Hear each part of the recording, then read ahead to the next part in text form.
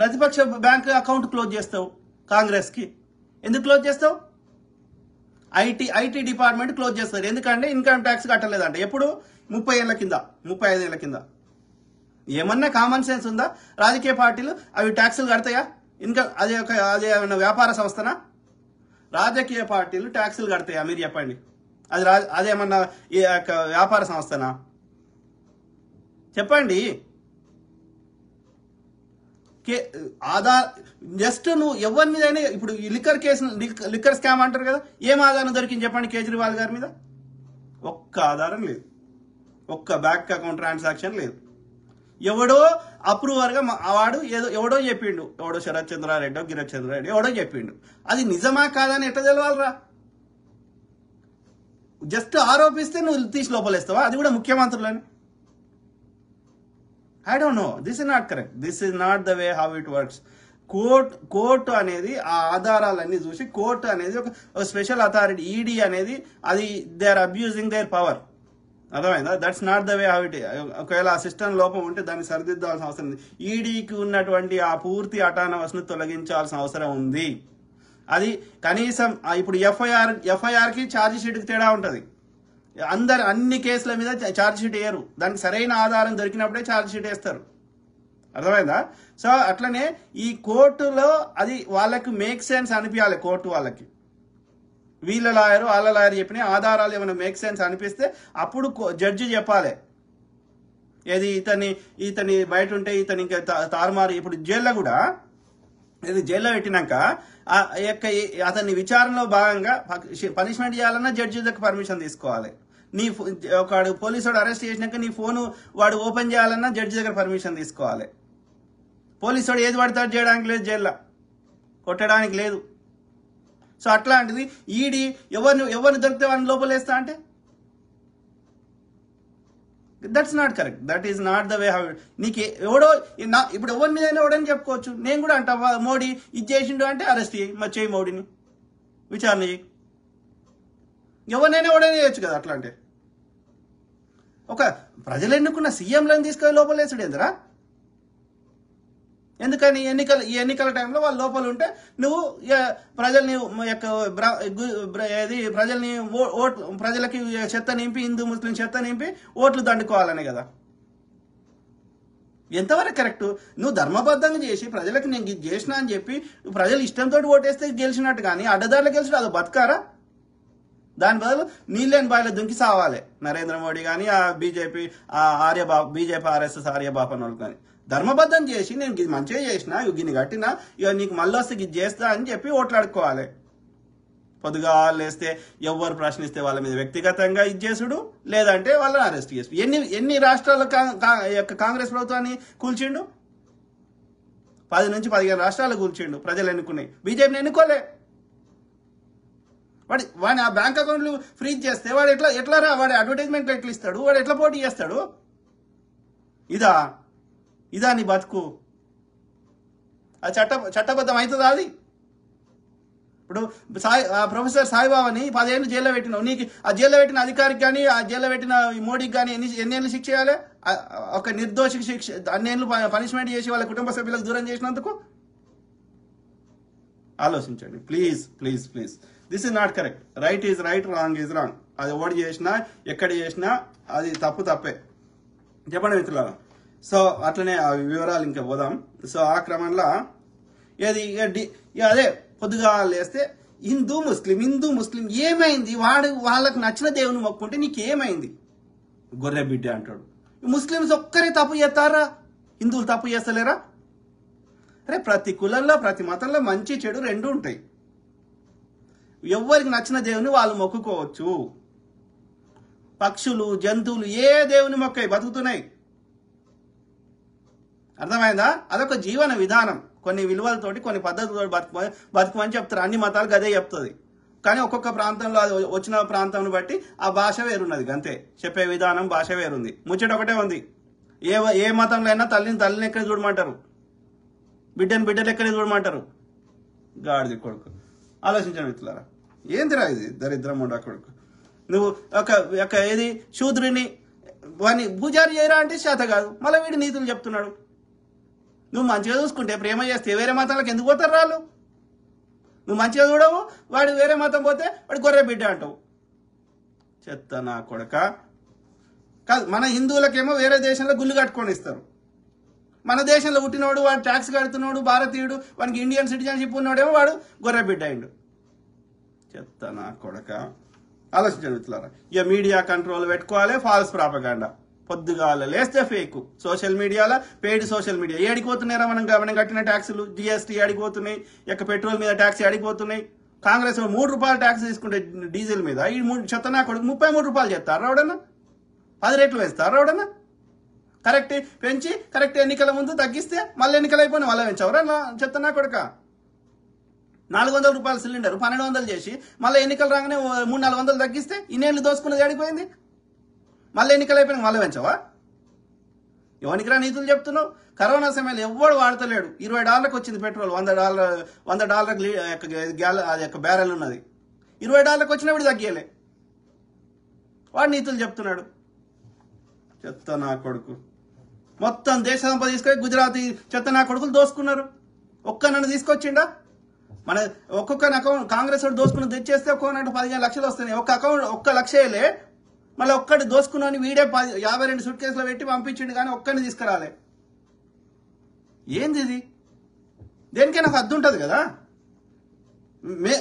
నువ్వేం చదివినవరా మోడీ? నీ degree fake, నీ బతుకు ఫేకు. వీడు షాయామీన్ అంటాడు. ఆడ వడోదరలో అది గూడ్స్ రైలు స్టేషన్. వీడు అప్పుడు ఉన్నప్పుడు ఆడ స్టేషనే లేదు. పొద్దుగాల లేస్తే ఫేకు నా కొడుకు. ఏందిరా అది బతకారా? దాని బదులు సావు గాడిది కొడుకు.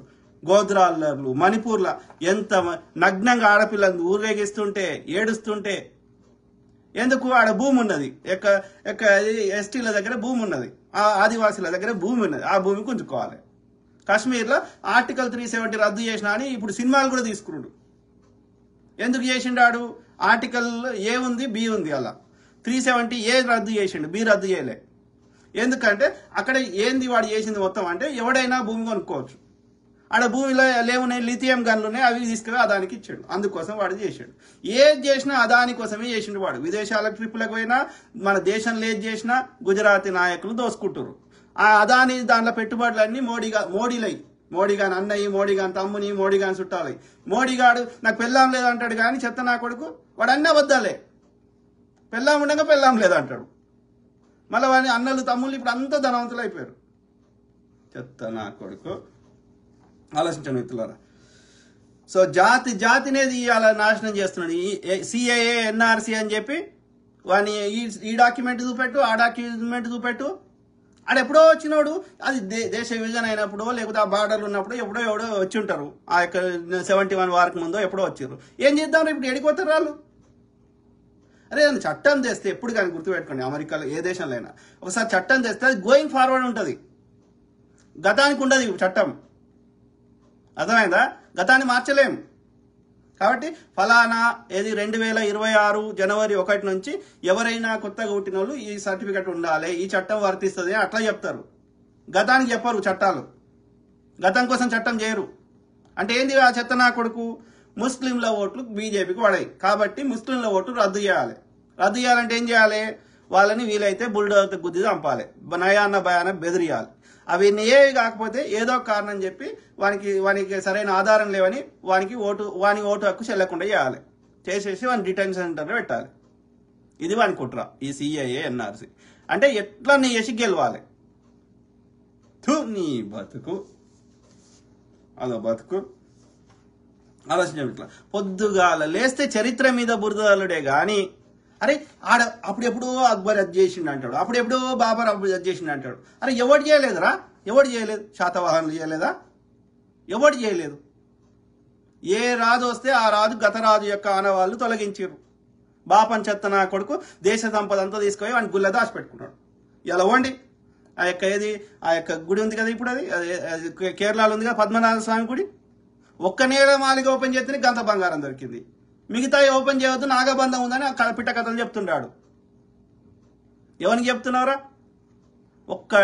అది అంతా వాడు దోసుకుంటాడు. ఇప్పుడు అది సుప్రీం కోర్టులో పోయి తీర్పు తీపించుకున్నాడు. ఏమని, ప్రభుత్వానికి సంబంధం లేదు ఈ గుడికి అని చెప్పి ఆ బాపనోళ్ళకి సంపద మీద కంట్రోల్ ఉండాలి. అంటే దేశ సంపద అంతా బాపనోళ్ళు దోసుకోవాలి. అప్పుడు ఇప్పుడు ఎప్పుడు కష్టపడేది లేదు. కుసున్న దగ్గర రాజుకి అన్ని పిచ్చి లేపి వీడు యుద్ధం చేయలేదు, వాడు క్షత్రియుడు యుద్ధం చేసిండు, వీడు వ్యాపారం చేయలేదు, వైశ్యుడు వ్యాపారం చేసిండు, ఇక శూద్రుడు మధుపానం చేసిండు. అతి శూద్రులు అయితే ఊడుసుడు తుడుసుడు కడుగుడు అన్ని పిచ్చి పనులని. వీడేం చేసిండు, ఏంలే మొత్తం దేశ సంపద తీసుకొని ఆయన గుళ్ళ దాచిపెట్టుకున్నాడు. వాడు ఎంజాయ్ చేసి అప్పుడు చేసిండు, ఇప్పుడు చేస్తున్నాడు. ఇట్లా ప్రశ్నిస్తే ఎవడు ప్రశ్నిస్తే వాడి మీద బురదలు, లేదంటే సంపుడు, లేదంటే అనేక రకాల ఇబ్బందులకు గురి చేసుడు. కరెక్ట్ కాదు. మరి తిట్టొద్దు అంటాడు బాపనోని. బ్రహ్మ హత్య పాపకం అని వాడి చట్టం వాడే రాసుకున్నాడు. మరి శూద్ర హత్య పాపకం కాదా? చెప్తాను నా కొడుక. వైశ్య హత్య పాపకం కాదా? క్షత్రియ హత్య పాపకం కాదా? బ్రాహ్మణుడికి వాడు ఎన్ని పాపాలు చేసినా, ఎన్ని తప్పులు చేసినా, ఎంతమంది రేపు చేసినా వాడికి ఏం శిక్షలు ఉంటాయి? మిగతా వాడు తుమ్మినా తగ్గిన శిక్షలు. ఎవడరా ఇదేం శాస్త్రం రా? ఆలోచించిన మిత్రులారా. మీడియాని కంట్రోల్ చేసుకోవడం, ఓకే, ఏ ప్రజాస్వామిక వ్యవస్థను పనిచేయకుండా చేసుడు, అర్థమైందా? ఇది మొత్తం న్యాచురల్ రిసోర్సెస్ దొబ్బుకున్నాడు. Character abusing power, okay. So మొత్తం లిక్కర్ స్కామ్ లో 100 కోట్లే.